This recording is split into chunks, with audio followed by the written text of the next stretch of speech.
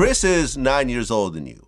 But at the time that he starts going to school, to, I guess, high school, there's a lot of bullying and he's getting beaten by white students to the point where your parents actually take him out of school and put him in a different school.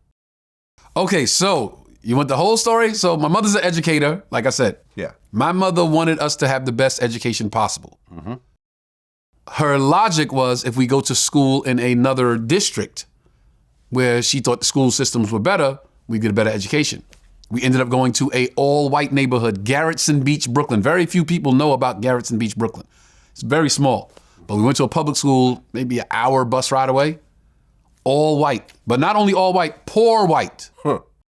Nothing, what did Chrissy say? Nothing a nigga with a penny hates more, nothing a white person with a penny hates more than is a nigga with a nickel, right? Okay. So every day, every single day, Monday to Friday, every day. And if it wasn't every day, I say this all the time, if it wasn't every day, it fucking felt like every day. Every day at 3 o'clock when the kids that lived out of the district would have to line up and wait for the school bus, the white kids would get out the front of the school, we had to go through the side door. They would get out the front, run around the building with their big brothers and big sisters would pick them up. And they would run around the building and say, let's get the niggas. Every day. We had to get in a physical altercation with our classmates because they with their big brothers and big sisters and their fathers sometimes and their mothers. And they're like, let's get the niggas. So every day we had a physical altercation with kids that we went to school with. It taught me one thing. Most people are followers. Most people don't stand on their own 2 feet when the shit hit the fan. And I always remember vowing to myself, like, I'm always gonna stand on what I believe in. I'm never gonna follow because somebody else said do something. I'm never gonna do good because somebody said do it, or bad. I'm gonna stand on what the fuck I wanna do because I saw it every day. Yo, we was just in class talking about comic books. We were just in there exchanging baseball cards and talking about, what TV shows we liked. And then when your big brother picked you up, like, let's go get the niggas. It was like, okay, man. So we did that for 6 years.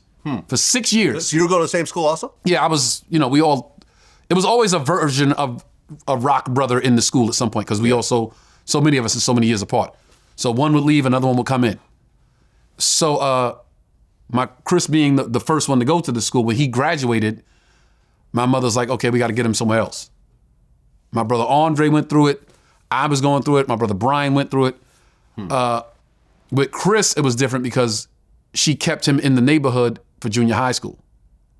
She didn't keep him. She just, thought he'd be better served in the neighborhood for junior high school. But now these kids are older. They're, in a sense, more racist. They're emboldened now because it's junior high school. It's not teachers walking them out the door. It's like, oh, we kind of got more freedom. And he really went through it. Okay, because I'd heard stories that he was put in the hospital and stuff like that. Oh, yeah. Kid kicked him in the head one time playing soccer. Runs and does a jump kick and kicks my brother in the head, fractured his skull. He was in the hospital. Fractured his skull? Yeah, that shit angered me. That shit really made me mad. Wow. I remember being in public school. I remember really being mad about that one. Okay, because at one point he got put in a different school, but then he dropped out. Oh, that was high school. High school. Yeah. High school. Right. Yeah. But why did your brother drop out? It's interesting because he was a good student. It was just the situation, the scenario that he was in. Like all of this, I got to fight every day. I'm being bullied. Not only being bullied by white kids, I'm being bullied by black kids as well. What?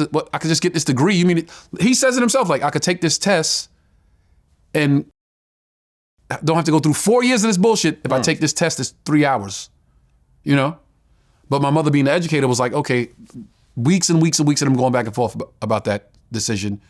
And then she said, well, if you're going to do this, you still have to go to college. So he drops out, gets his GED, and then enrolls in community college. Aha. Yeah. Okay. Because by 1984, you're only 10 years old, he starts doing stand-up. Yes.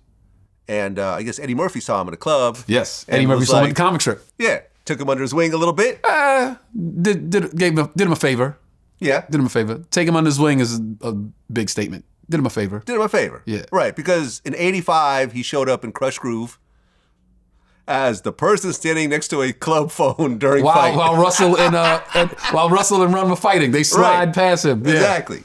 But then in 87, you're 13 at the time, he gets in Beverly Hills Cop 2. Yes. That's his first real role. Yes. What was it like? Because you're what, in junior high at the That time? was big, man. That was big. Eddie Murphy, just imagine the height of Eddie Murphy at the time. Yes. So he comes home one night, wakes us up. Yo, Eddie Murphy said he put me in a movie. Yeah. And we like, get the fuck out of here. Yo, get out my room, man. Yo, Eddie Murphy was there, I'm telling you. And it happened fast. Like maybe a week later, my dad was driving him to the airport. And we were like, oh shit, like he really did it. But everybody likes to say that Eddie discovered my brother. He put him in the movie. Mm-hmm. And then once the movie wrapped, he was back in Bed-Stuy in the room next door.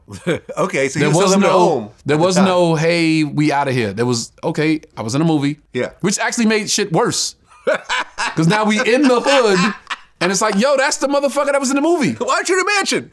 Exactly. You know how poor people, that's how Yeah. people think. People Right. that don't have much think that whatever you do is colossal. Right, because what did he get paid? Maybe a couple $1,000s or something? Maybe. In it? Maybe. Maybe. If he's lucky? Maybe $1,500. Maybe.